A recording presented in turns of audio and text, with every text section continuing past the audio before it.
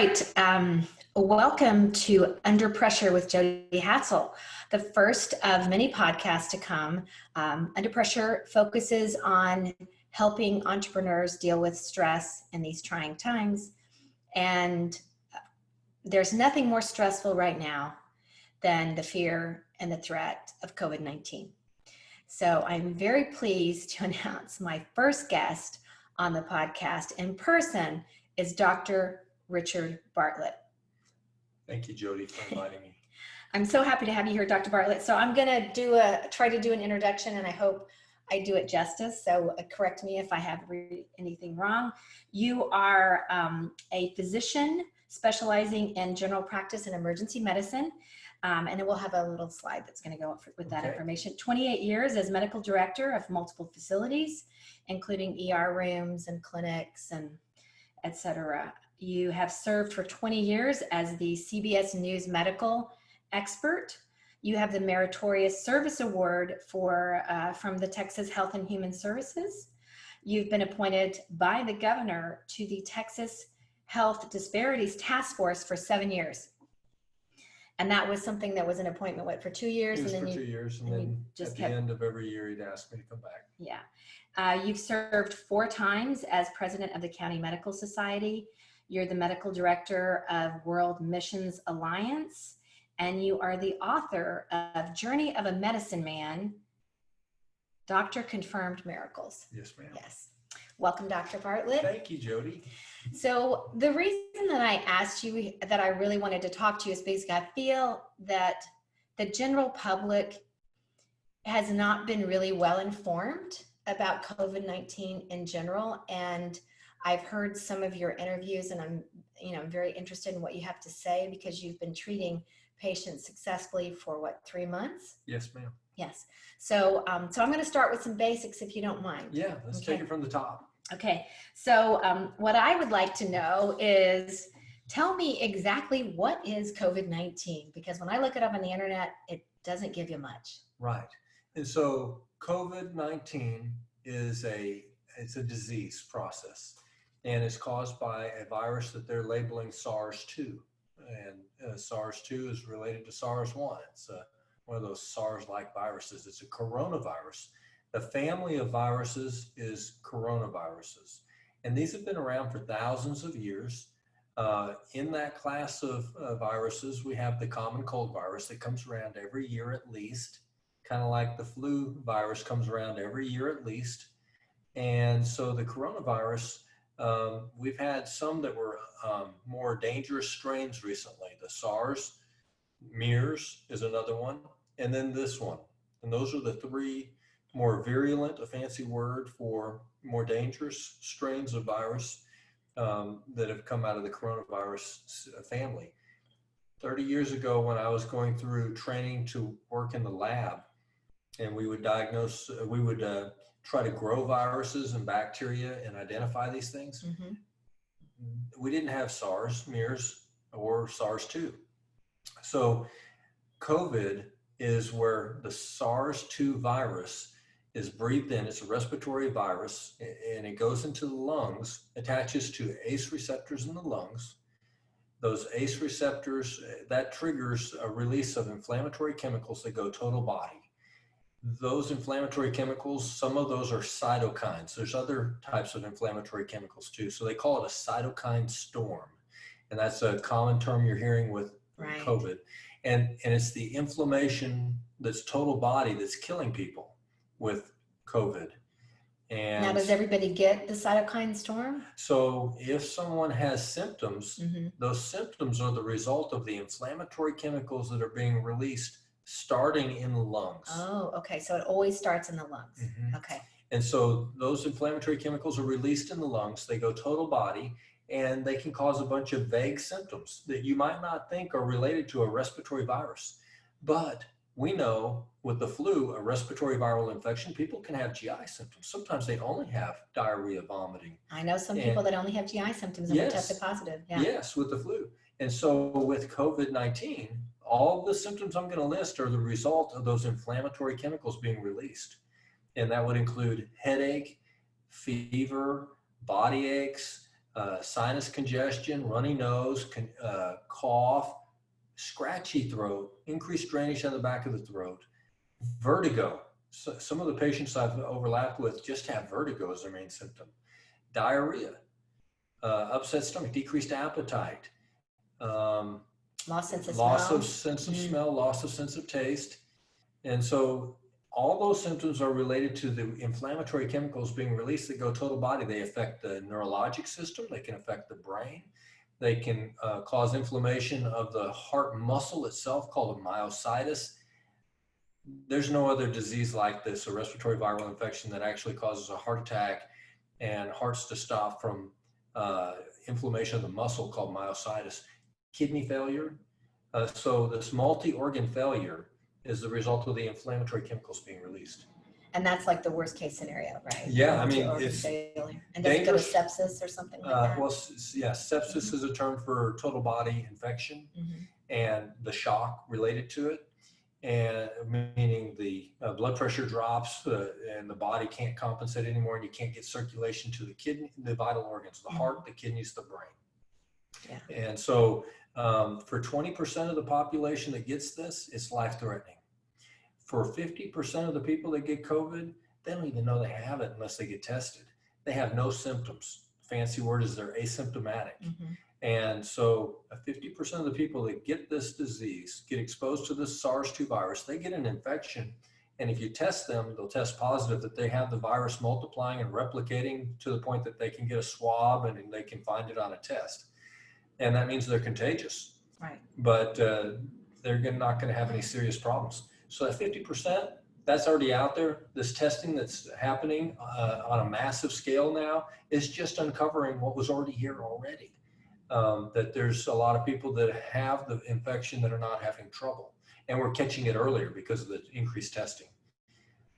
But for the 50% that are going to have symptoms, 20% of them, it could be life-threatening if it's not caught early and treated early.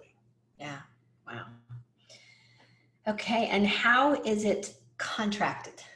So this is a viral respiratory infection. Viruses are obligate intracellular parasites. Obligate meaning they must be inside a host or they will die eventually. And so up until this virus, that meant that they could only live 3 to 5 years outside of a 3 to 5 days, you mean? 3 to 5 days outside of a host. Yeah. 3 to 5 days.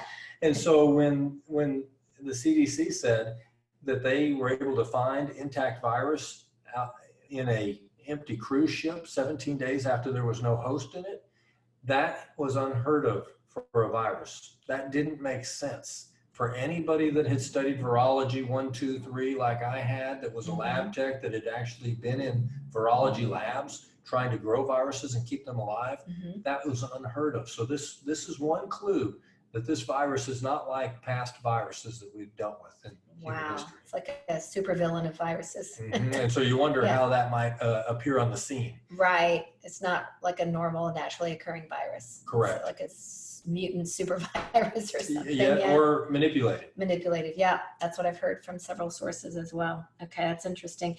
And how contagious is it? Very contagious. This is the coronavirus, which is the common cold virus. Right. And so if you'll think about how contagious the common cold is, it is highly contagious.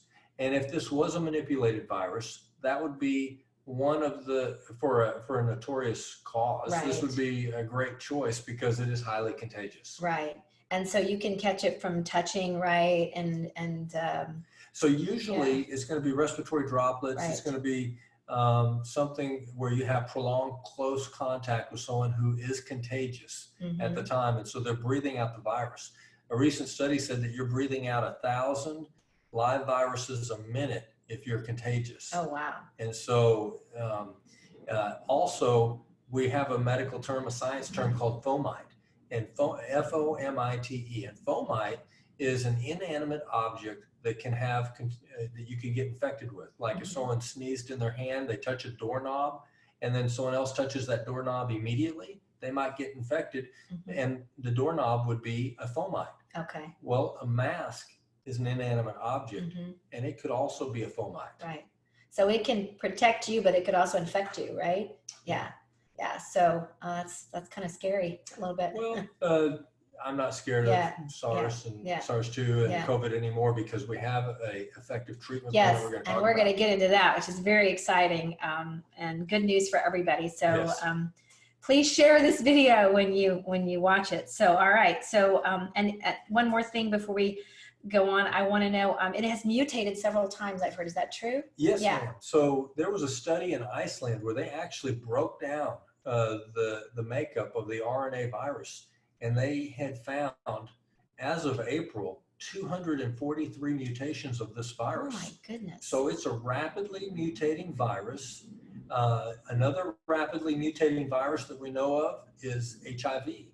Oh. And for 40 years, they've been trying to make a vaccine to HIV, and they failed because it's a rapidly mutating virus. So this would be a virus that would be extremely difficult to create an effective vaccine, perhaps? Yes. Yeah.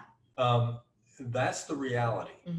And so you might hear some narrative saying this is not a rapidly mutating virus, but that has no science behind it. Science says, according to the study that came out of Iceland in April, that there are 243 mutations already as of April. And that doesn't mean that's where it's going to stop. And so what's a mutation is an adaptation that the virus is doing, trying to stay alive, trying to continue to be infectious. And those types of mutations actually make it hard to get a handle on and make a vaccine to. And so HIV, the organizations that are trying to make a vaccine to COVID-19, to SARS-2, those same organizations have been trying to make a vaccine to HIV for 40 years, and they've failed year after year. Yeah. Oh, wow. So that should not be what we're holding our breath for as far as an answer. But we don't have to, and we're going to talk about some examples in other countries that show us clearly we don't have to have a vaccine as a final answer. Exactly. And I know there's a lot of successful vaccines out there for different things. Sure. But this one, yeah. Yeah, and I'm not anti-vaccine. Yeah. Vaccines are a wonderful thing when they can be effective, but I wish there was a vaccine to HIV, but there's not. Yeah. And so following the pattern of rapidly mutating viruses like HIV, I'm not holding my breath for a successful, safe vaccine. Well, especially as a doctor, COVID. when you want to treat your patients that are suffering. If I have patients that have COVID now, and they can't wait 6 months or 2 years for a vaccine to be effective. They need to be taken care of now. And fortunately, all the patients that I've treated with COVID to date have lived. 100% have recovered. That's amazing. That's amazing. Okay, so before we get to your protocol, I do want to know, because I get confused, and I don't watch the news that much, but I'm confused on what is the official directive, as a physician and working in a hospital, from the WHO or the CDC on how we should be treating COVID patients right now. Okay, so here's the story. I'm going to break it down. Okay. It's a drama, really, that we're watching unfold. It first started in China. And so we saw how China was handling it because they had the only cases of COVID. And so the way they handled it and their strategy has been copycatted, has been repeated by the World Health Organization and applauded by the World Health Organization over and over. Openly, the World Health Organization has been lauding the praises of how China has handled it from the beginning. And so the way China has handled this disease has been, if you have mild to moderate symptoms, don't come to the hospital, don't seek help, don't even seek testing. If you get serious symptoms, then show up and we'll try to help you. And that's an un-American strategy. In America, we have shown with every disease, heart disease, stroke, cancer, every infectious disease, early treatment is a better idea because you have a better chance of a successful outcome. Like the flu. Like the flu, like an infection in the skin, cellulitis, like cancer. We don't wait until someone has stage 4 cancer and then tell them, okay, wait till you get, if you got stage 1, 2, or 3, wait until you get stage 4, and then we're going to then seek help and we'll try to help you. We don't do that. And there's a reason why. Decades of science based on facts and evidence evidence-based medicine. Mhm. It's better to treat a disease early, to detect it early and treat it early. Right. And so this was foreign and counter to logic and to science to take that strategy and that stance that China did. And it wasn't working in China. Right. We all watched the disaster that was unfolding in China. But the World Health Organization repeated that strategy to the rest of the world. By the way, the goodwill ambassador of the World Health Organization is the wife of the president of China. Oh, wow. I didn't know that. There's a lot of reasons why that have nothing to do with science that things are being promoted. Right. And so we have the World Health Organization citing as their source of decision-making China. So they say, don't seek help unless you have severe symptoms. If you got mild to moderate symptoms, then try to get tested, and then maybe we can try to help you if you'll come to the hospital. That was just parroting what China was saying. Interesting, the CDC, which is in the United States, was using as their source information China, and the World Health Organization, which was basically parroting what China said. And so now in the United States, we're saying with COVID, if you got mild to moderate symptoms, don't seek help. If you're wait until the house is burned down 2/3 and then call, and maybe we'll try to save the house. Yeah. Well, and I feel like at the beginning, I mean, the way I understood that was that they were scared the hospital was going to get overrun because so many people had symptoms. But from my perspective now and looking at the disaster that is, because then people go to seek help when they're really bad, then they have to be hospitalized, right? And then they have to go, maybe have to go on a respirator in the ICU, and then that's overrun because they weren't treated early. It was totally backwards and upside down, and it was failing. It's a failed plan in China. So in Europe, they copied that plan. And so we saw Italy have a disaster. And then we watched it slowly creep across Europe. France had trouble, and then it went next door to Spain, and there's nearly 30,000 deaths in Italy, and then in France, and then in Spain, and then it comes across the pond to the U.S., and you see over 30,000 deaths just in New York, 9 million people, and over 30,000 deaths. That strategy is a failing strategy. Right. And when are we going to say maybe we should do something a different way? There is a different way. And so I'm going to mention some countries that are actually having success with this. Okay, let's hear it. Yeah, so some good news. This is a different slant where they're not saying don't wait until you're deathly sick and then seek help. They're actually they're doing early testing, which is for early detection, and then they're intervening and treating early. And so that would be Taiwan. Taiwan has 24 million people. They've only had 7 deaths. Oh my goodness. During the whole pandemic. 7 deaths. 7 deaths. Wow. How is that possible? We're basically told that's not possible by the CDC, World Health Organization in China, which is communist China. I'm not talking about the good people in China. Right. I want to make that distinction for a second. There was a good doctor that was a 34-year-old ophthalmologist in China. They're calling him a whistleblower. He wasn't trying to be a whistleblower. He was concerned about his patients that had a SARS-like viral illness, and he uncovered it. And he was trying to let people know we have something different. We have a SARS-like illness coming again, killing people. And the communist government of China had him sign confessions like he was a criminal. And then shortly after that, he's dead. Yeah. And he left a widow and a newborn baby in his wake. And he was just trying to help people. And so I think it's highly suspicious he's dead at 34 years old and healthy. But the good people, I'm not talking about the good doctors and nurses. The information we're getting out of China is filtered information from a communist government. Right. And then that's being repeated by the World Health Organization, which is repeated by the CDC. And we're following that failed strategy. Now let's talk about Japan. Very close to China, Japan is over 121 million people, and they've had less than 1,000 deaths. Oh my goodness! And what are they doing? Again, early testing, and they're treating early with an inhaled steroid as part of their regimen. And so that is how I'm treating people. Independent of them, I came upon the same strategy, and I've been using that same strategy for 3 months since March, and 100% of my patients are recovering. And so I'm seeing a parallel result with early intervention and early treatment with an effective treatment that works for any mutation of the SARS-2. It'll Wow. work on any mutation of the SARS-2 because the disease is a respiratory inflammatory disease, and I'm using a respiratory anti-inflammatory solution. Wow. Okay, so let's move on to your protocol. Tell me how you came up with it, and then tell me what it is. Well, my strategy is an inhaled steroid that's been around for over 20 years. It's been tested backwards and forwards. It's inhaled budesonide with a nebulizer machine.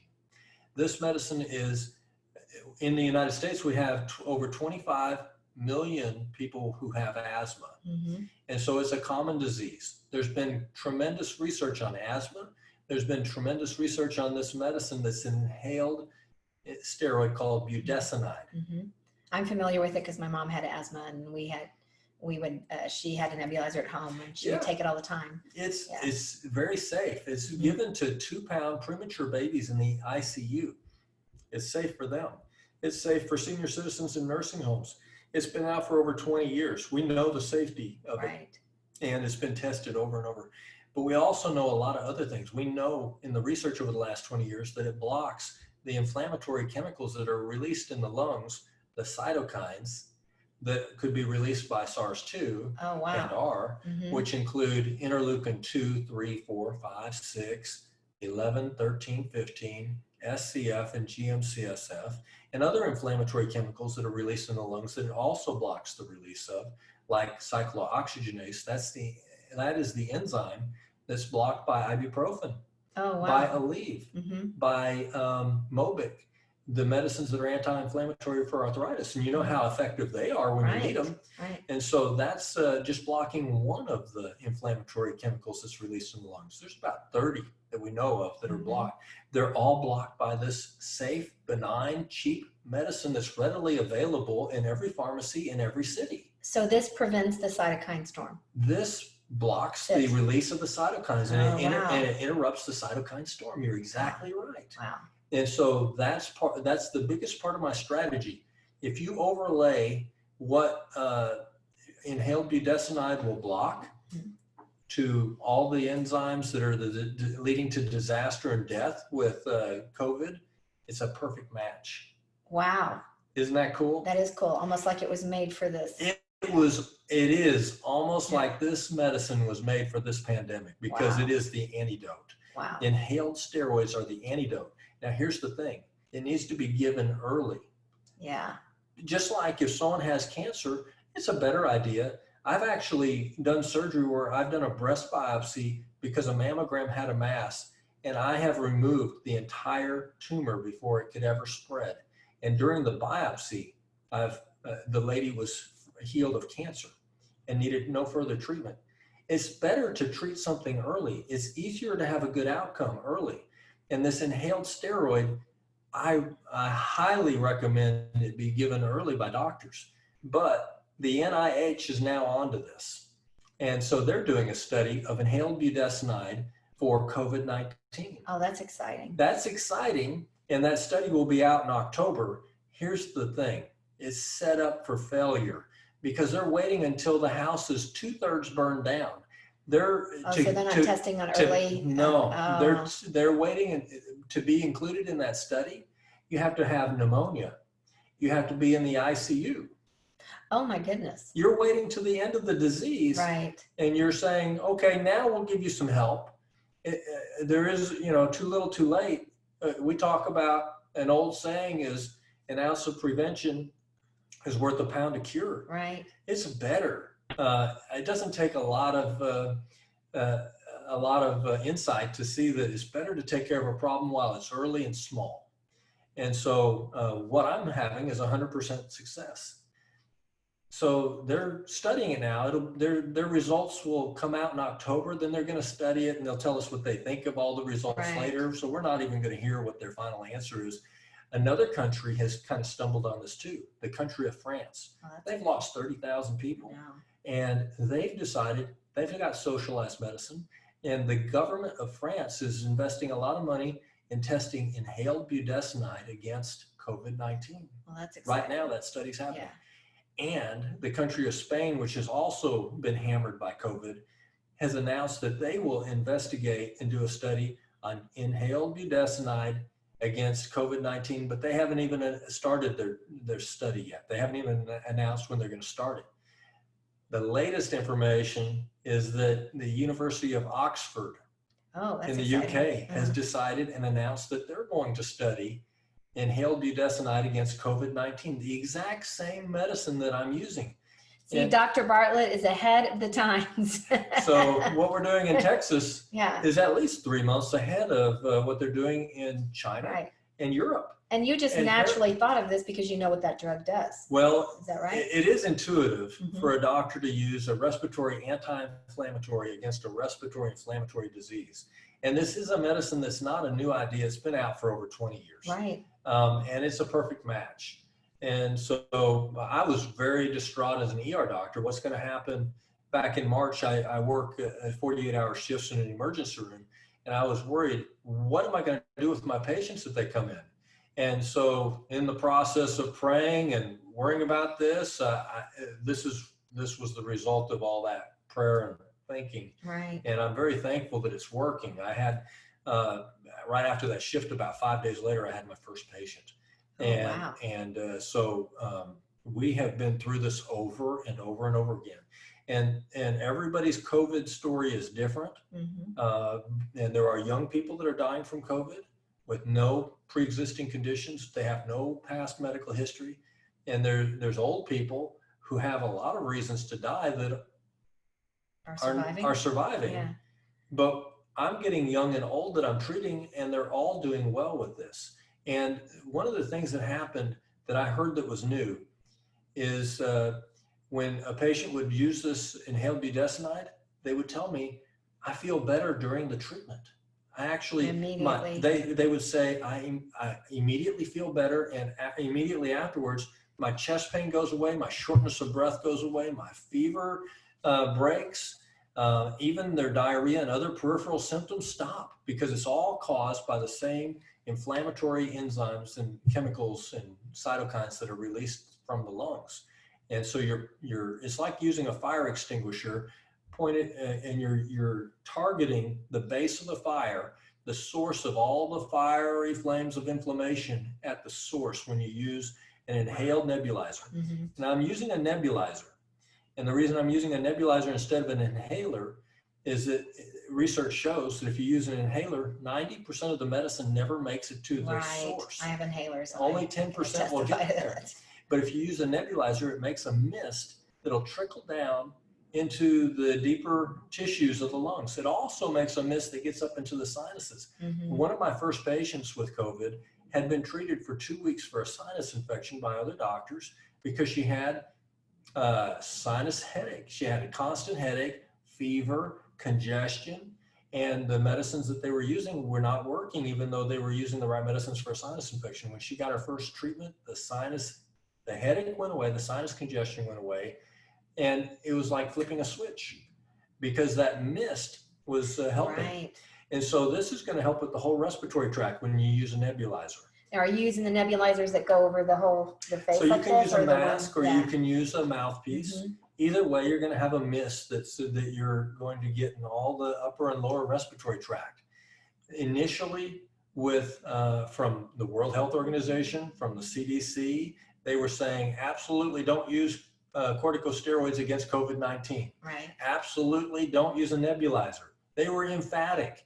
That was their guidelines. Oh my goodness. And so, but there's research out there, at least 3 articles. I've just wrote a paper about it that we're about to submit to journals. And we cited those references that show that there's no evidence that you can get COVID or spread COVID with the nebulizer. That was the argument. It was non-science. It was just their best guess. But how many times have we heard their best guesses and they're wrong? Right. They call them models. I call them fantasy guesses. Right. Just they were really off. The imaginary, never reality fantasy, not real, not based on science at all, and actually proven to be very wrong by time. Right. Our experience has been different than what they projected. And so, and now this is this steroid is very different than a systemic steroid. Is that what they call it? So the term systemic means total body. So if you give a shot in the muscle and then it absorbs in the bloodstream, it goes total body through the bloodstream. Every part of your body gets exposed to that medicine. If you give it in the vein, it goes total body. And that if you take it compromises as a your pill, immune system, right? So corticosteroids given total body will turn down your immune system's ability to fight infection, excuse me, and your ability to heal. But if you use it targeted in the respiratory tract, there's research evidence showing it does not turn down your immune system or your body's ability to heal. So that's why we're using a focused approach, which is the recommended first-line treatment for asthma prevention. Asthma is an inflammatory disease. Right. COVID-19 is an inflammatory disease times 100. Right. And so we're using a very targeted approach on purpose to avoid side effects. Yeah. So this is so exciting. This is so exciting, you guys. And I want to ask too, you, we'll get back to inhaled budesonide, but you are also recommending like a Z-Pack or some sort also, of I give an antibiotic. Mm-hmm. Yeah, it's related to a Z-Pack. Azithromycin is the medicine in a Z-Pack. I give a medicine related to that called clarithromycin. Okay. And clarithromycin, I choose that because it's even more effective at preventing pneumonia, bacterial pneumonia in the lungs by strep pneumonia. That's actually the name of a bacteria. Wow. And it is more effective, it's been proven. And it also covers the atypical bacteria like Legionnaire's disease, chlamydia pneumonia, mycoplasma pneumonia, the atypical walking pneumonia. So it protects from every pneumonia. Because if you get a respiratory infection in your lungs, now your body's chasing that compromised in the lungs, and it's easier to get a secondary bacterial infection. So that's why I use that medicine. Right. And the other thing I'm recommending is just common sense. Zinc has been proven to interfere with virus multiplication. Right. The virus that a person gets infected with at the beginning of COVID is not the virus they have 5 days later. Your body is killing that virus, and the virus takes over cells in your respiratory tract and uses the machinery inside your cell to replicate new virus. And you're shedding, you're having waves of new virus released that you're having to fight. And that's why it's very common for me to hear patients say, I'm doing good, and then all of a sudden it's like I get hit by a ton of bricks. All of a sudden I have the shortness of breath, chest pain, fever comes out of the blue, unexpected. And that's because a new load of viruses is being released, a new batch. So we want to slow down that replication, interfere with it as much as we can. So that's why I give zinc as well. Okay. And just to be completely honest with everybody, and Dr. Bartlett knows this, I was extremely sick in last October when I came back from Mexico. I had gotten parasites, but I also got some sort of weird lung thing. And I came down with the same exact symptoms of COVID and went to the emergency room, high fever, chills, felt like somebody was laying in my chest, dry cough, tremors. And they didn't know what was wrong with me. But they said, they told me they thought I had Legionnaire's disease. Sure enough, the treatment that I got in the ER was a nebulizer with inhaled budesonide. I went back and looked at the thing, and they gave me 3 treatments while I was there. I was there for like 3 hours. I felt like I was going to die. And then they sent me home with a Z-Pack. And in 5 days, I was fine. That'd be a comparable treatment. Yeah. And so, when we've been watching the news, and I'm a doctor, I feel a personal burden to make sure that the patient that's trusting me to do the right thing for them does well. Right. And so some of the patients that I've overlapped with have been challenges. You would think, oh no, this is not going to go well. Right. And so one of those cases is a lady who has, cancer turns down your ability to fight infection and also your ability to heal. And she didn't have one cancer. She has 2 kinds of cancer that she's currently fighting, 2 kinds of lymphoma, cancer of the white blood cells. Oh my goodness. And your white blood cells are your immune system, which would be trying to kill the virus and trying to protect you from a secondary pneumonia. And so she has 2 kinds of lymphoma right now that she's getting chemotherapy for right now. That by itself, the chemotherapy also makes she's it more ultra likely. compromised. And beyond that, she just got radiation a month before that. So that by itself, even if you just had the radiation, that would make it where you're at increased risk for a bad outcome and death. Right. And so she had all that stacked against her. And she calls on a Friday night. Of course, everything's on a Friday night for me. And she has had 5 days of nonstop fever that won't break, flat on her back in bed, too weak to get out of bed. And her granddaughter tested positive that Friday. And so she knew she had it, and she was seeking help because she had heard me on the radio. And I gave her this treatment regimen, which we talked about: inhaled budesonide with a nebulizer, the generic clarithromycin antibiotic, and zinc. And overnight, and she took it at home. She took it at home. It's a 5-minute breathing treatment. Yeah. Very boring. It's not exciting. It's so easy that you pick up the medicine. It's pre-measured, pre-mixed. When you get it from the pharmacy, it's generic, so it's cheap. You open it up, you put it in the breathing machine, put the lid on it, plug the machine in, push the button on. It makes a mist. You breathe it for 5 minutes during the TV commercials between shows, and that's it. And so she did that. She took the medicine. She slept for the first time all night for in 5 days. She woke up in the morning with her fever broke. She recovered over the weekend. And on Monday, she put in a full 8-hour day of work. Wow. And so, and she said that thing that rang in my ears because it was so strange to hear. I feel better while I'm getting a breathing treatment with budesonide. You never hear that with a patient that has asthma.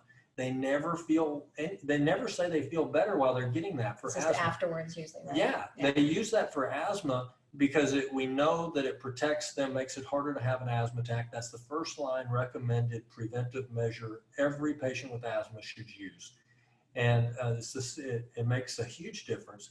But often when I have a patient that has asthma and that I put them on that, they'll come back 3 months later and I'll ask, how you doing? Are you taking your medicine? They'll say, no, I stopped the budesonide because it wasn't working, doc.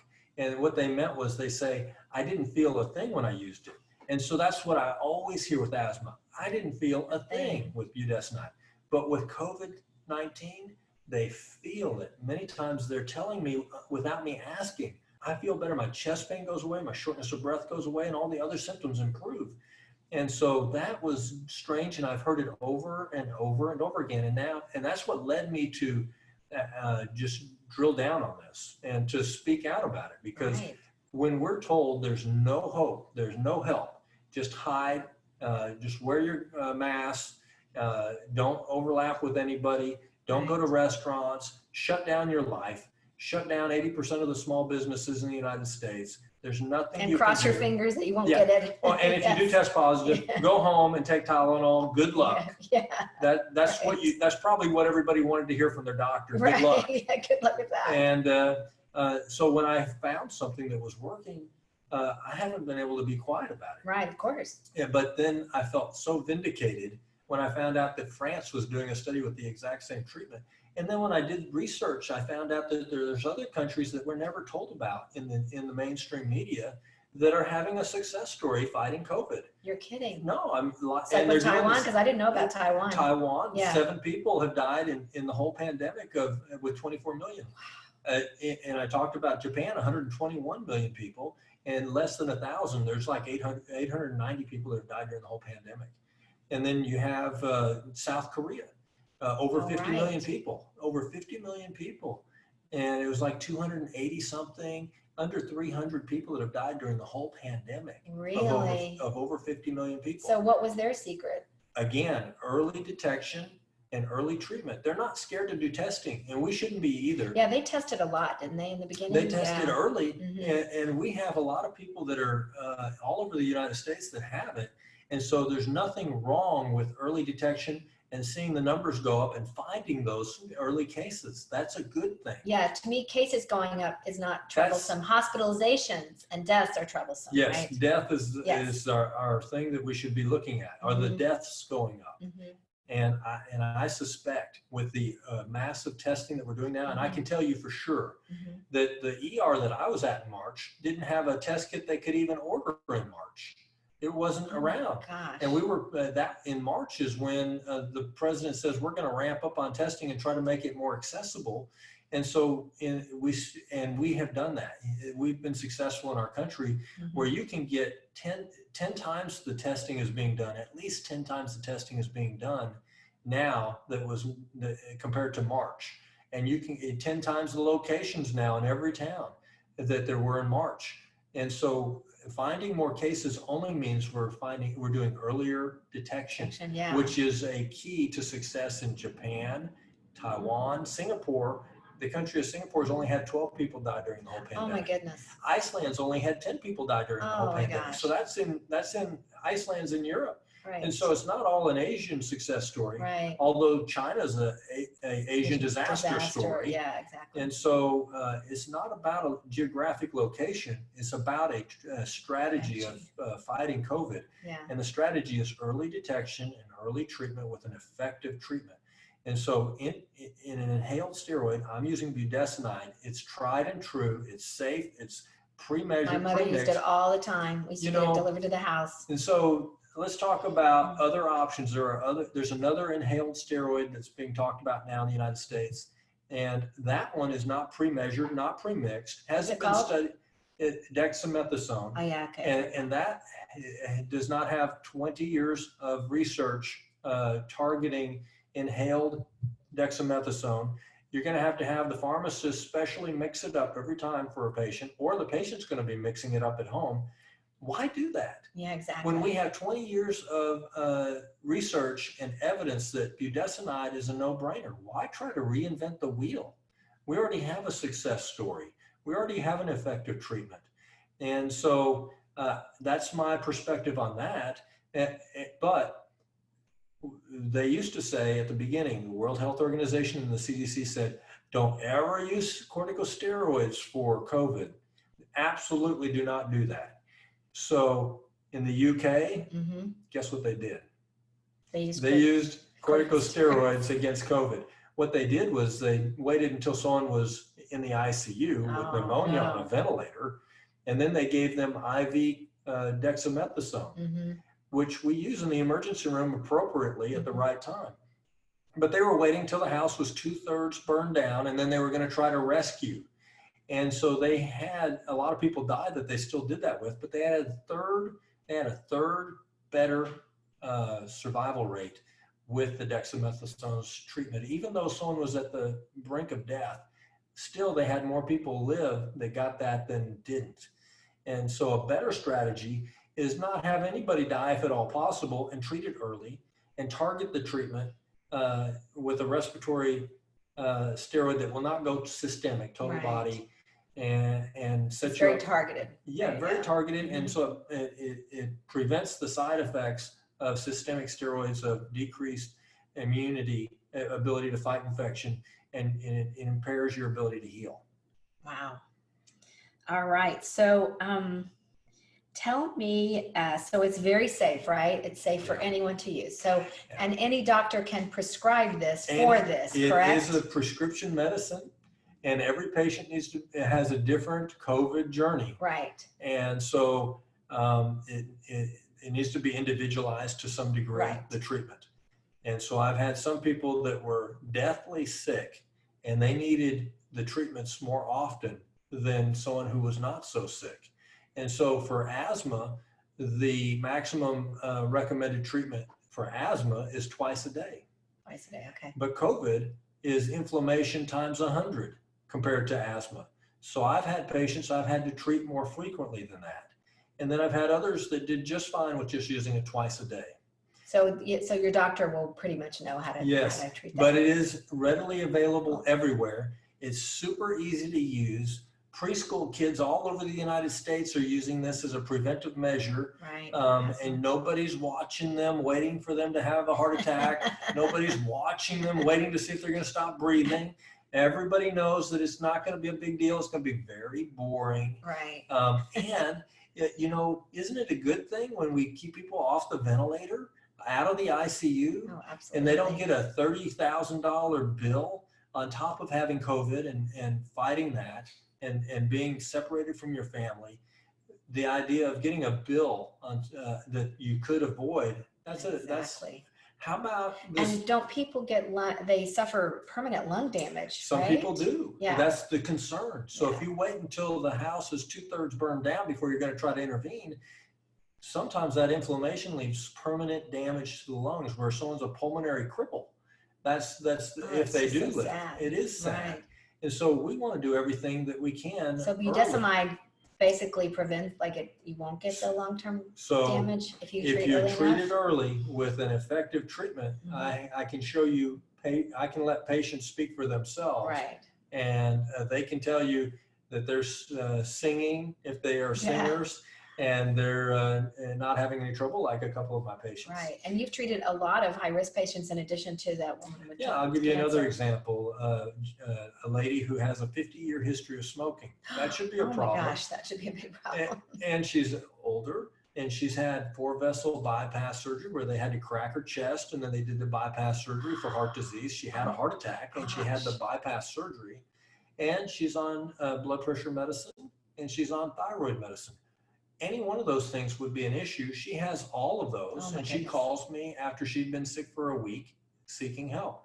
And again, I heard that strange thing that rang in my ears. I feel better. My chest pain and shortness of breath went away when I used the breathing treatment. And so everybody gets a different result, but it's very common for me to hear that with budesonide inhaled medicine with a nebulizer machine for COVID.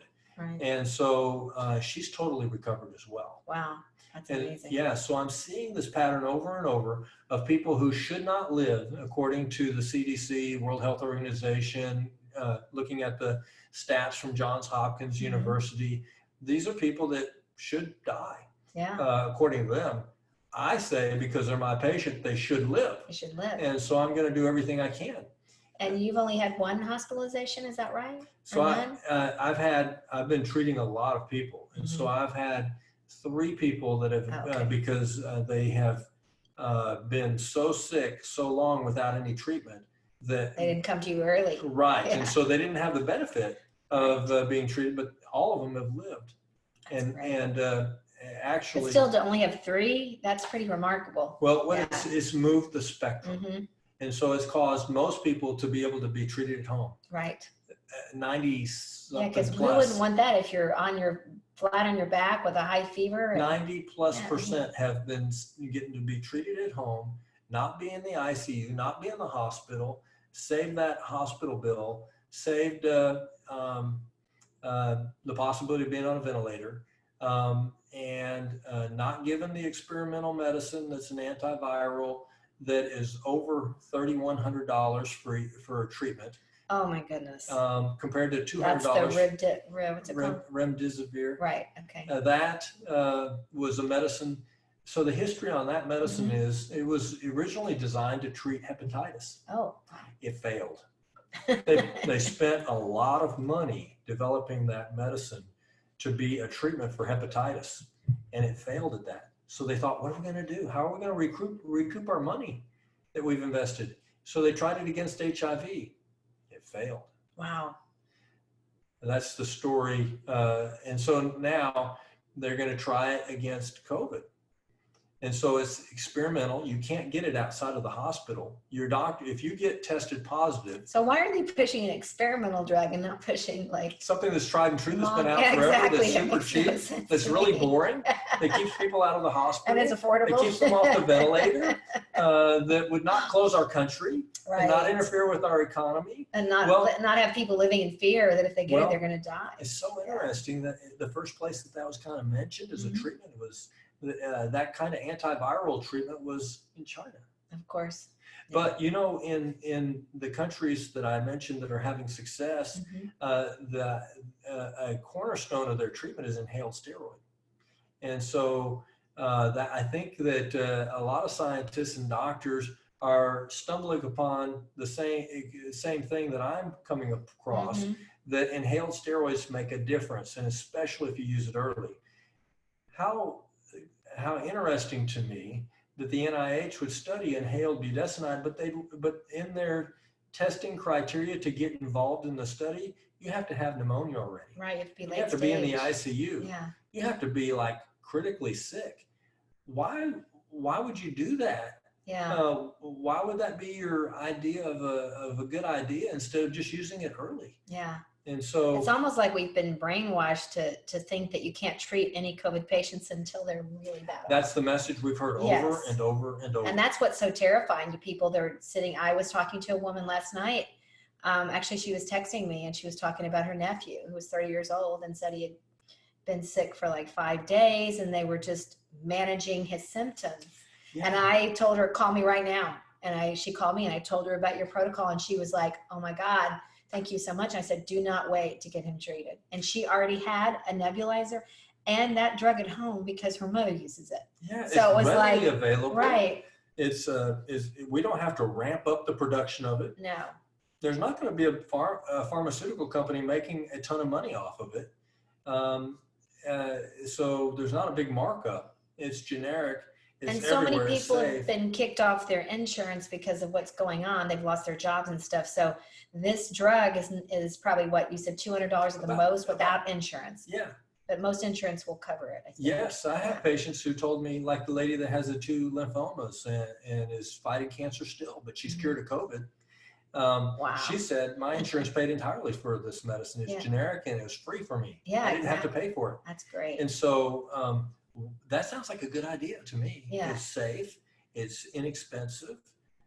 It's readily available. You can take it from home. You can take it from home instead of being in the ICU away from your family because they won't let your family come in with you if you're in the hospital. That's so sad. Which is another obstacle. Right. And here's another casualty of COVID and the handling of COVID. The top 3 killers in the United States are not COVID. It's heart attack, stroke, and cancer. Guess what has happened as a result of COVID? A lot of the early detection and early intervention has been stopped for several months. Because it's not priority, right? So they're pushed aside and getting early detection or early treatment. Yeah, and it wasn't because they were making early detection and early treatment of COVID a priority. I know, it's kind of weird, isn't it? Yeah. I went to the hospital, my sister had appendicitis. I had to have emergency surgery and I went in there and the hospital was empty. It was like a ghost town. Yes, a lot of hospitals are having financial trouble right now. It was in the end of April and it was literally like we were the only patient like on one floor. Many hospitals have had to furlough nurses and yeah, that's what the nurses said. They were really upset because they didn't have enough hours and a lot of them had been furloughed. That's what they said. I haven't heard much in the mainstream media. It's a different story now though. But yes, but when I called the mammogram of the county hospital, the mammogram department, the techs admitted to me over the phone. Yeah, we basically shut down the mammogram department for 2 months. Oh my gosh. And so they're not going to detect breast cancer? You can't detect it if you don't do the test for it. Gosh. And that's why I have a feeling that all these other illnesses where there's going to be these spikes in that. We will see spikes in that. I wonder if that ever makes the news though, because we're trying to make everybody focus on this COVID disaster and I'm concerned they're going to label the increased testing that we're doing and early detection that we're finding with the numbers going up of early detection. Yeah, that's what I want to ask you. So there's a spike in Texas. Tell me why there's a spike in Texas. Because of the massive testing that we're doing. Okay. And is there a spike in hospitalizations and in deaths or just in cases? So it's not parallel at all. It's and actually I expect that the death rate is going to drop precipitously because well, especially if they find out about your treatment. They are finding out about it. Actually, Senator Ted Cruz's he had his office call me, so his chief of staff and others called me Friday, and they wanted to know about my successful treatment for COVID. Yeah. And they've heard about it, so they wanted my paper before I even published it. So good. We've sent that to their office. Okay. Oh, that's and good. so when you have a U.S. senator, there's only 100 U.S. senators. And when they're hearing about the successful treatment strategy, eventually it's going to be broadcast. Right. And and who doesn't want to be the guy that brought the successful it'll make him look thing? Like a hero right. if he does bring it to the public. They're all very power hungry, so they're going to write. Well, there's lots of motivations, but it would be the good thing for the people of Texas to have an effective treatment strategy that's offered. Right. It doesn't have to be the only tool in the toolbox, but it is a successful tool. Yeah. And you've been 100% successful, right? I have had 100% recovery. 0 patients have died. Yeah. I consider no patient dying quite exceptional Yeah. when you look at over 30,000 people dying in New York from COVID. Oh, I know. And you look at So in every city, there's been deaths from COVID. yeah. And I've had none of my patients die, and I'm having a lot of them recover with a treatment strategy that is being, I feel, very validated when I saw France and Spain and NIH and Oxford all spending money to study this same treatment against COVID. Wow, that's so cool. Okay, so the recommendation for say, so let's put this out there very officially. So if you have symptoms of COVID, what are your suggestions? So if you have symptoms of COVID, first of all, the symptoms are very vague, but we're in a pandemic. Right. It is as contagious as the common cold because it is a coronavirus. And so if you have those symptoms and you test negative for strep and for flu, and if you haven't been tested for COVID, get tested. But don't wait for the test results, because the test results can be a false negative. This is true.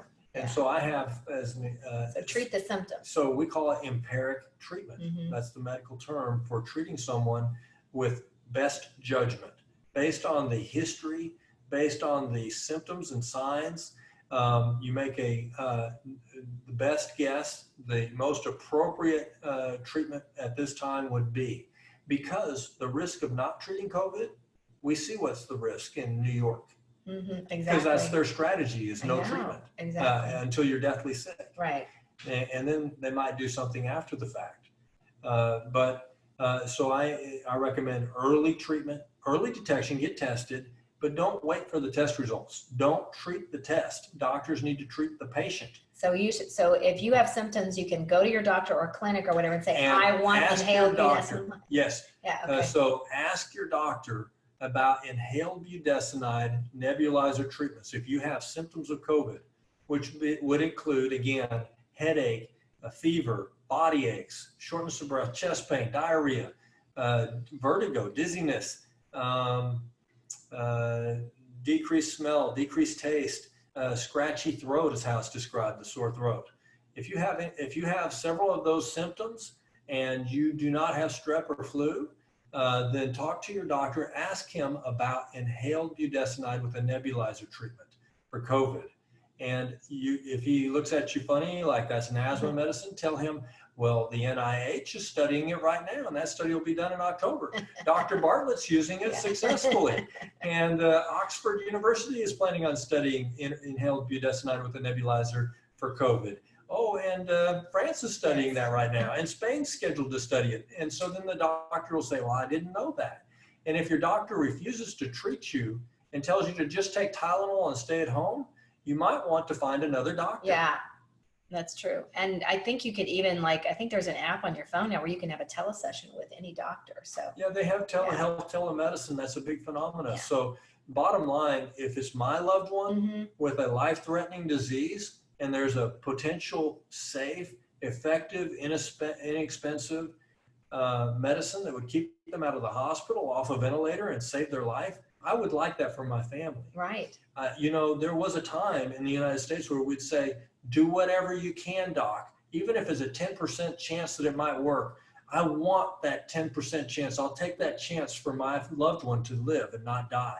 Absolutely. That is not what you're hearing with the CDC saying, if you got mild to moderate symptoms, don't bother us. Right. Stay out of our way.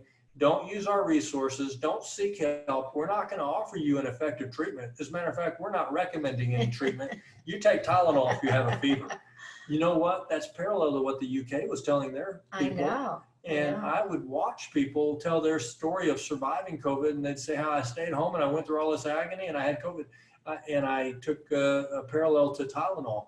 Well, those were the ones that survived. There's been over 30,000 die in UK. Wow. That's not a good idea. No. I'm talking about 30,000 people that couldn't tell their story Right. on YouTube of surviving it. Exactly. And so for the 20% of the people that get this that are at risk of dying, there's a treatment that I have found effective and safe and inexpensive. So ask your doctor about budesonide nebulizer treatments if you test positive for COVID.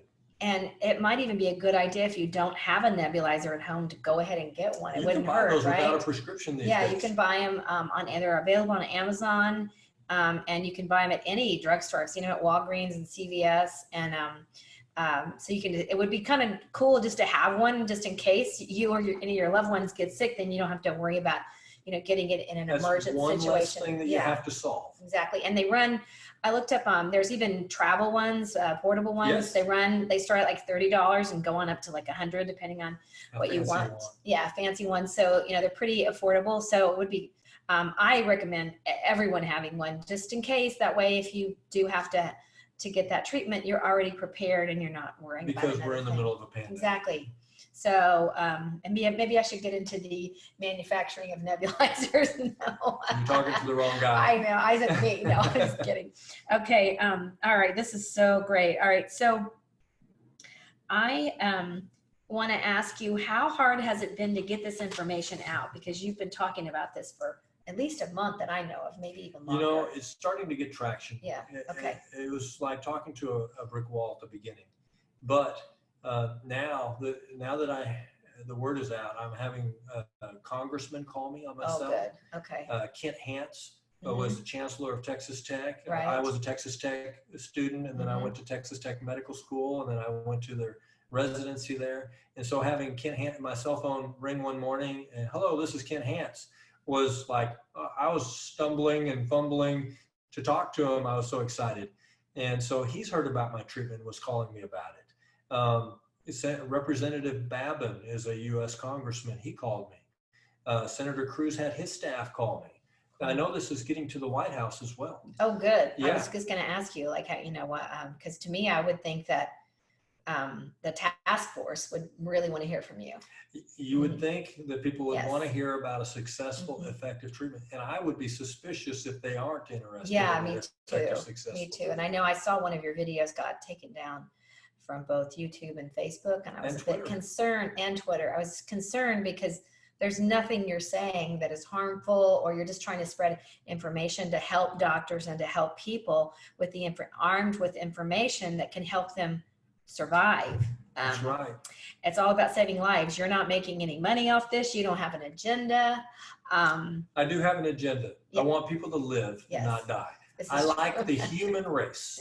And for those people that don't like the human race, you're not on the same page I'm on. But no matter what human, I'm for all humans, and I want them to live. And this is an effective treatment against COVID. Here's the side effects of budesonide. Okay. I'm going to just tell you. Okay. You're going to have decreased shortness of breath, decreased fever, decreased diarrhea, decreased cough. You're going to have more energy. You're going to lose your fatigue. You're going to start to have your sense of smell return, your sense of taste return. Those are the potential side effects with budesonide again when you have And your COVID. stress will go down and your fear will go down, right? Because you'll be getting better instead of worrying that you're going to die. As a matter of fact, I'm going to say your podcast right now is probably decreasing fear now. Yes, that's what the whole reason I did this is to help people not be so terrified of this, because there is an answer. Yes. There's an answer. And I've given a few examples of people who you would think would die if they got COVID. As a matter of fact, the lady, the patient that has two kinds of lymphoma that's on chemotherapy right now from her oncologist that had radiation. She was told by her oncologist, whatever you do, make sure that you don't get COVID, no matter what. Do whatever you can. So she washed her hands all the time. She stayed isolated. She did the social distancing. She was hiding in her house. Guess what? She got it. This is just as contagious as the common cold, because it is the common cold family of viruses called coronavirus. Here's the good news. We have an effective treatment for the 20% that might have a risk of dying from it. Just get treated early. Get the early testing and start the treatment early. And so a lot of people all over now are starting to stumble upon an effective treatment that I have been using for 3 months, and 100% of my patients are alive today. And so that should lower your stress. Yeah. Now, all right. So I have some questions from my international colleagues around the world. Are you ready for this? All right. I think we answered one of them from Yella. He said budesonide can be prescribed officially for COVID-19. No issues with that, right? So you can, in the United States, you can call, a doctor can write a prescription for budesonide. It's not a controlled substance. Mm-hmm. There's not a risk of, addiction or other things that we would use that level of controlled substance. It's safe. You can just prescribe it. You can prescribe it twice a day. And for some people, that's all they need. And then the doctor can adjust that as they're treating the patient as far as whether they're going to stick with twice a day or increase it. But there's no restriction. You don't have, when we write a prescription for medicine, we don't have to put a diagnosis for the medicine. Okay, good. I like that. It's readily available. It's cheap. It's safe. All right. So I have both Elisa from California and Kurt, who is currently living in Mauritius, if you know where that is, in the middle of the Indian Ocean. Wow. Hi, Kurt. They both heard that there were financial incentives in the United States to classify patients as COVID-19 patients. Is this true? And if so, how much and why? You know, I'm going to say that I've heard those same things. Mm-hmm. And no one's asked me to do that. Okay, but good. I'm not talking to all the hospitals. And so I don't know. All I know is I have an effective treatment and I'm trying to get that word out. But in your hospital that you work in? Actually, if that's happening, mm-hmm. They're not asking me. Okay, that makes me feel a little better. All right, Graham from Romania wants to know, how accurate are the current tests? Okay, I'll give you an example. So I have a patient who he and his wife had the classic symptoms of COVID. And I started treating them on a Friday night. By day 5, he gets a negative test back, but he's improving with the treatment. So he says, "What do I do, doc? I got a negative test." And I says, "Well, you're getting better with the treatment. I guess we'll continue the treatment because I believe you have it." On day 11, he gets retested and is positive. I would have lost 11 days of treating this gentleman if I would have stopped and waited till I got a positive test. Some reports say 20% false negative.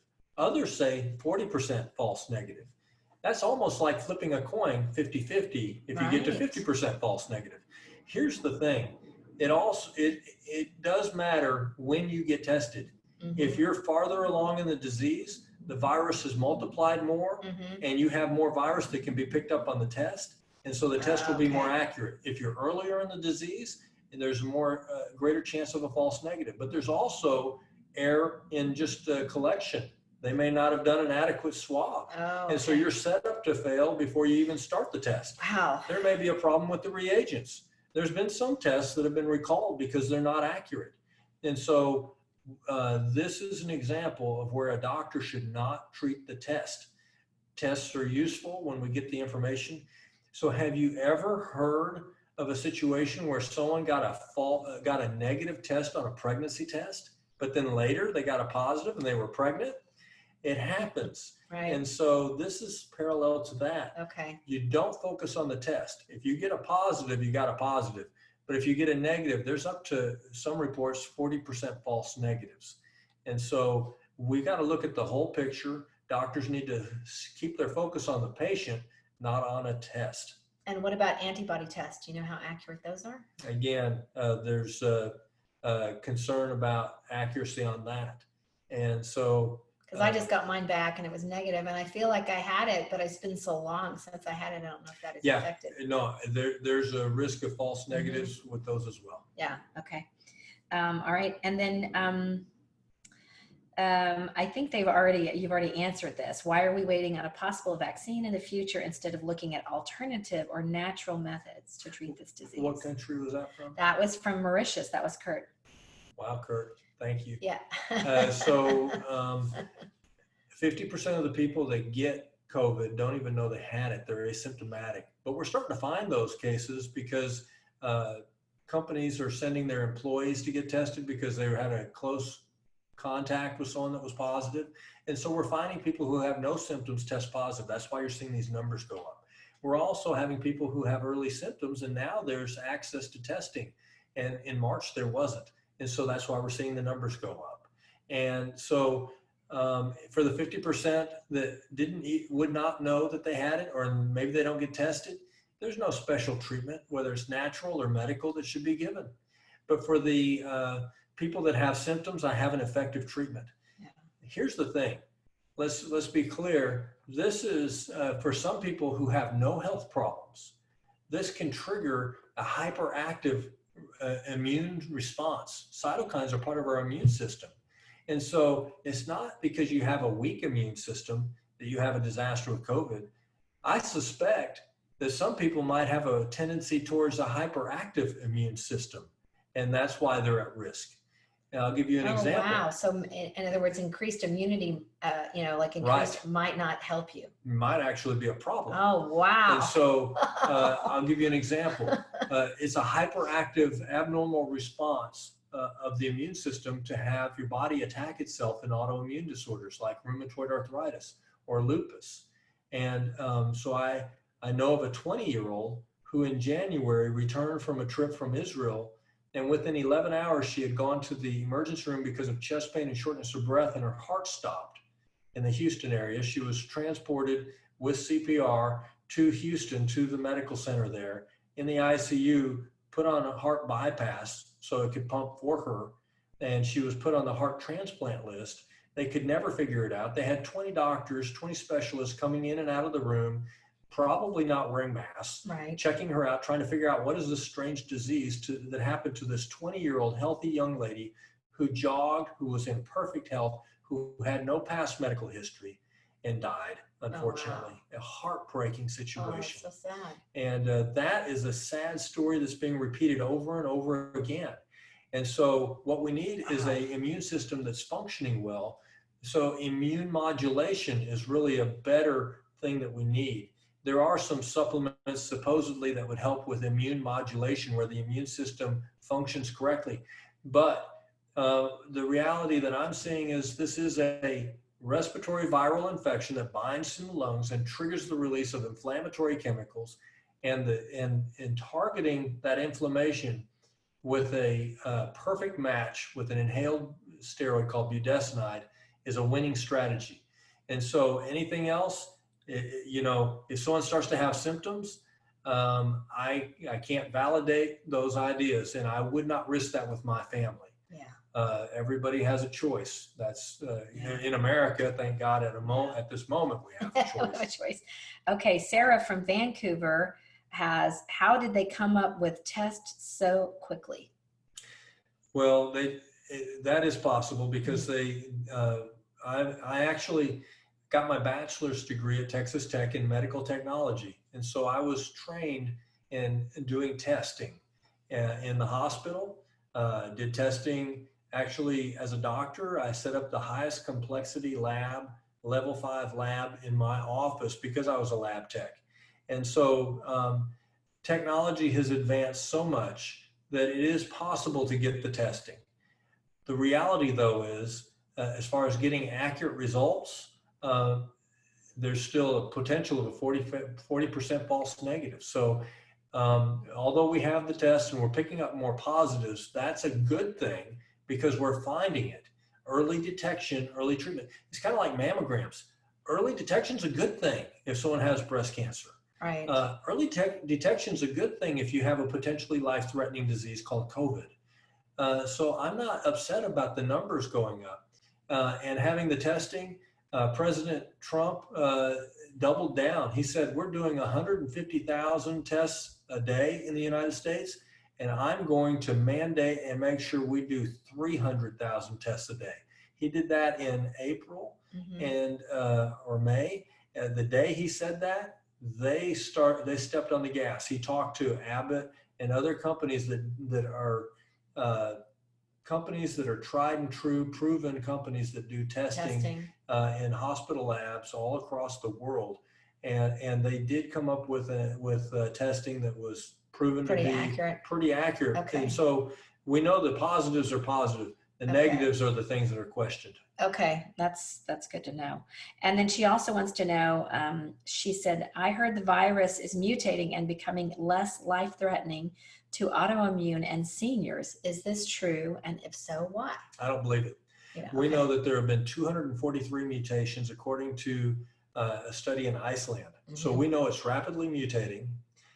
We know that people are still dying from it. Yeah. Just yesterday in West Texas and Odessa, a gentleman 30 years old died with no pre-existing conditions. But it's not less threatening to seniors? It wasn't less threatening to him. And no, we know that senior citizens are at the most risk, almost. So that hasn't decreased. No. And so there's lots of things that are being spoken. I know, that's why you got to consider the source. You got to, misinformation. Yeah, misinformation. Misinformation is being put out. And there's a lot of information that's put out there that's really a distraction. Right. Because have you ever been told that there were only 7 people that died in Taiwan? No.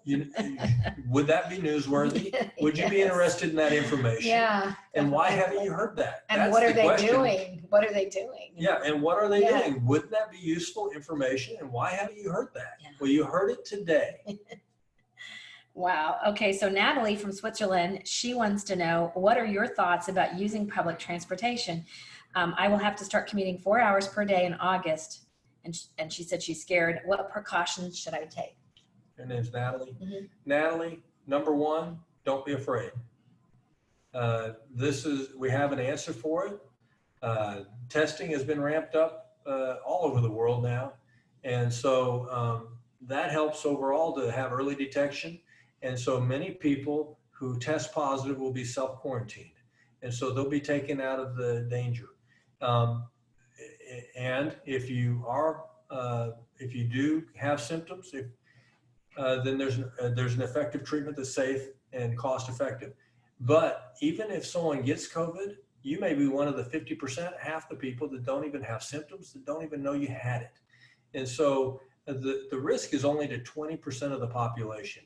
And so if you're that 20%, we have an answer for that, because I've been treating that 20% and they're all alive today. Yeah. And so she should just go like the mask and the social distancing and washing hands. We're talking about a mask, social distancing, and we're talking about all of that. But the reality is, there was a study in Canada with masks, and they had plastic surgeons that were leaning over open wounds, and half of the plastic surgeons wore masks, half didn't. It was negligible as far as the effect of wearing a mask. We haven't worn masks for a pandemic that was in 2009. Has anyone told you that there was a pandemic in 2009? It was the H1N1 pandemic. Wow. That was a worldwide pandemic. Did we shut down any country? Did you act any differently in Sweden during that pandemic? You probably didn't wear a mask. You probably continued to use mass transit. And so you should. But it does work if you sneeze or something like that. It would prevent that from getting to someone else, or not? Yeah. Yes, if they're sneezing, if they're coughing. But if they're sneezing and coughing, they shouldn't be out in public. This is true. And is it more of a peace of mind kind of we thing? had Anthony Fauci say at the very beginning that it's more of a symbol. Yeah, he said. And then he came back and said, "Oh, we just said that's because we didn't want a shortage." And I thought, well, he's lying to us because of that. That didn't make any sense to me. He did say that. Yes. And I'm shaking my head. I'm He like, did say what? that. Like. So here's the reality. Most people are not going to have trouble with it. Natalie, you probably won't have trouble with it. And if you do, there's a effective, easy treatment that's early available all over the world, including Sweden. But don't be afraid. Live your life. Live your normal life. And what's the recovery, the typical recovery period for your patients? I've had some people, like a gentleman that I have people that recover in 48 hours. Oh, wow. And then I have other people who have a long protracted recovery that's weeks. And so it depends. And recovery means they've tested negative, right? Well, a cure, would be no symptoms and double negatives. And so that's a cure. Yeah. But the recovery process where they recover from and they're symptom free, I've had some people basically symptom free within 48 hours. Wow. I've had other people who are not totally symptom free. They have a fever that comes and goes because they keep having some virus released, right, that are replicating and releasing, that it happens on and off for weeks. but everybody lives. Everybody lives. Yeah. Wow. All right. And I have one last question from Martin, who is in Sweden. And I don't know if you're familiar with Sweden's approach, but he wants to know what your take is on Sweden's approach to COVID.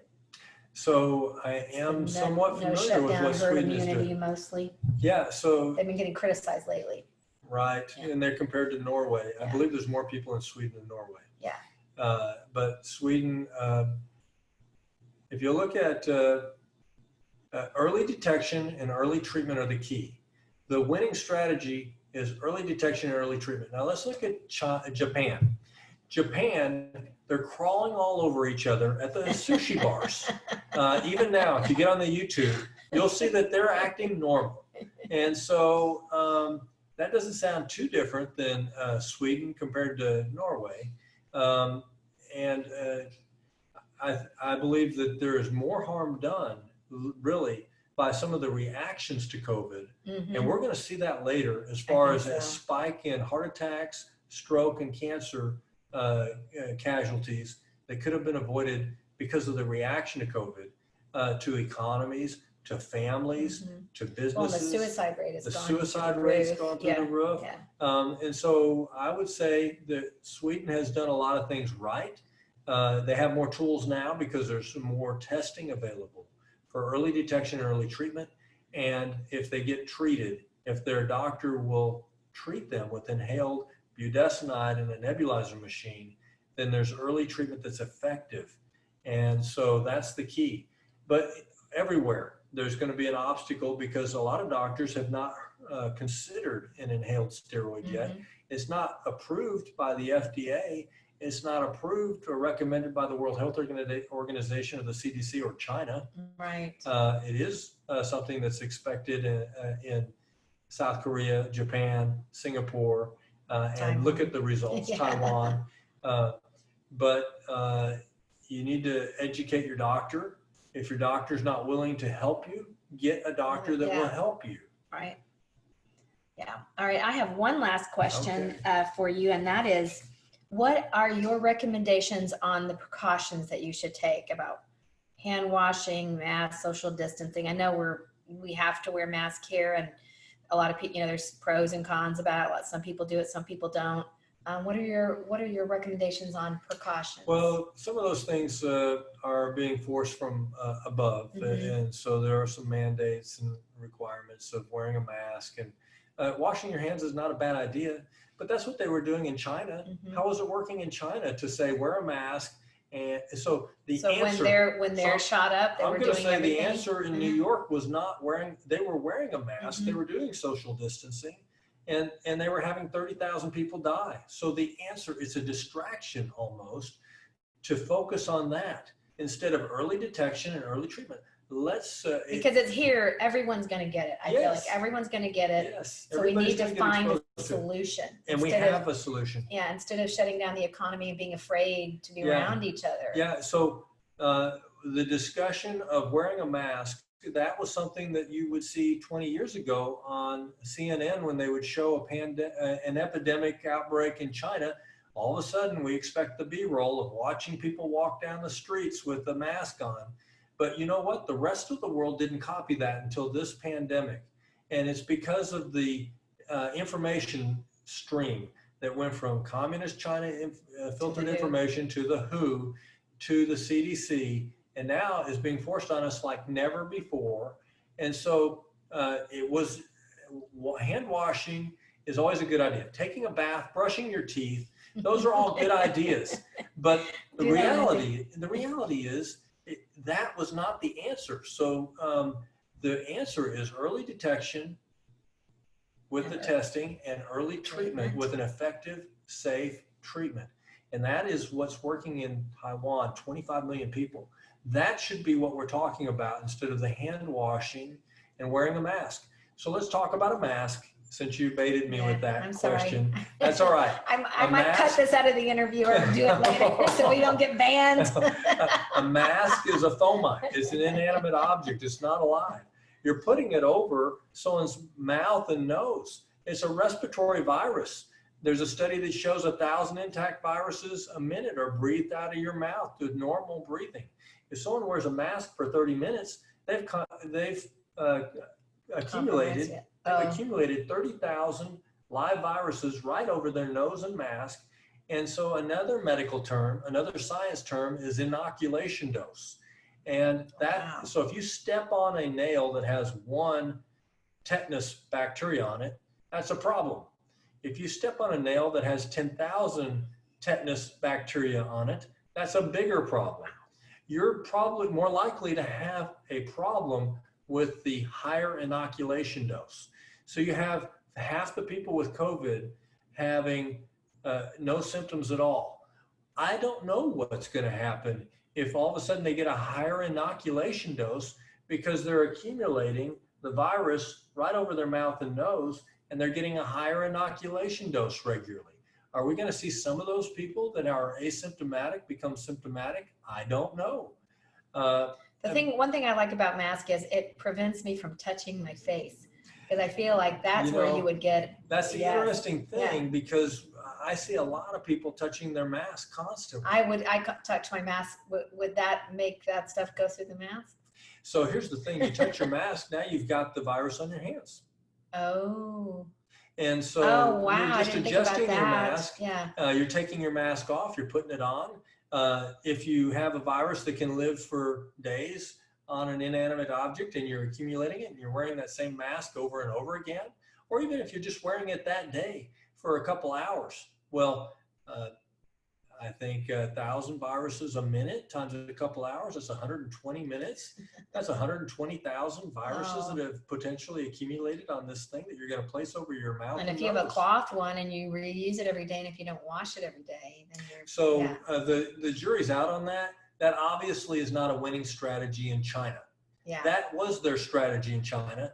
And then we've repeated that. We've regurgitated that strategy in Europe. And what about social distancing? And so again, okay, so if you live in a cave and you're never around a bat in the cave or a human being, you will not get this disease. But most of us have to live life, and we're social creatures. And the good news is we don't have to live in a cave. My message is don't be afraid. And my message is early testing, early treatment. With a safe, effective treatment. Ask your doctor about inhaled budesonide. If we tested everybody and started treating everybody who tested positive, this would be over. Yes. Right? Yes. So frustrating. So let's talk about a vaccine. They don't need a vaccine in Taiwan. They've only had 7 people die during the whole pandemic, and they got 24 million people plus. And so clearly they don't need to vaccinate 24 million people. Did they shut down the economy? Do you know? No, they're still thriving. And are they social distancing or mask wearing? Probably masks. Maybe? It's kind of a cultural thing in Asia to wear a mask. Exactly. They wear it I think it's the air quality, isn't it? That's originally what they were thinking that they would use it for, but it doesn't really work for that. And so it's kind of a symbolic thing. Right. But, let's talk about science. If you have 24 million people, and only 7 have died from this pandemic in a 6-month pandemic. And they're living on top of each other too. Yes, Taipei, Taiwan is more densely populated than New York City. Wow. New York City is 9 million people. That is unbelievable. This is a densely populated 24 million plus with only 7 deaths versus 30,000 deaths. So people wearing masks and doing social distancing and shutting down businesses and staying away from shutting the schools down and staying away from restaurants. Well, that didn't work. And so when you're talking about the strategy that we're being told still of wearing a mask, social distancing, hand washing, it didn't work. When are we going to acknowledge that? It didn't work in China. It didn't work in Europe. You don't have to, you look at the body count in Europe. Yeah. Look at the body count in New York with that strategy. How about the strategy of early detection and early treatment, which is good for every disease, including COVID-19, which is a possibility because we have an effective treatment. Ask your doctor about inhaled budesonide and a nebulizer treatment. Yep. If you test positive for COVID or you have symptoms of it. Yep. All right. I think that's all the questions I've had. I can't talk. Those are all the questions I had. Is there anything else that you want to say before we sign off? No, I will say that I don't want anyone to be afraid. I'm not afraid of it anymore. I'm not afraid because concerned. I know this guy. I was afraid in February. I was fearful for my patients. I was fearful as a doctor of failing my patients. And now I've found an effective treatment that is being stumbled upon by Oxford University, by the NIH, by France, by Spain, and is parallel to what they're doing in countries that have handled this successfully. They have beat COVID. When you have 24 million people and only 7 die from COVID, well, that's not a lot of people. It might have been their last day on the earth anyways, minus COVID.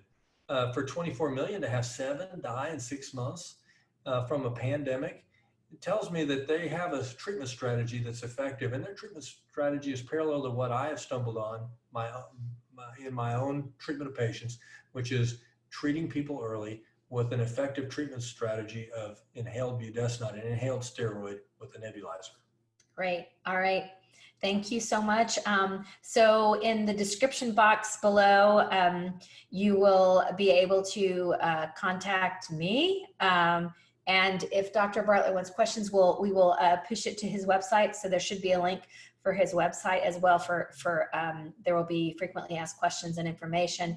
And we'll also, maybe we'll put the PDF on the website or something like that about the information.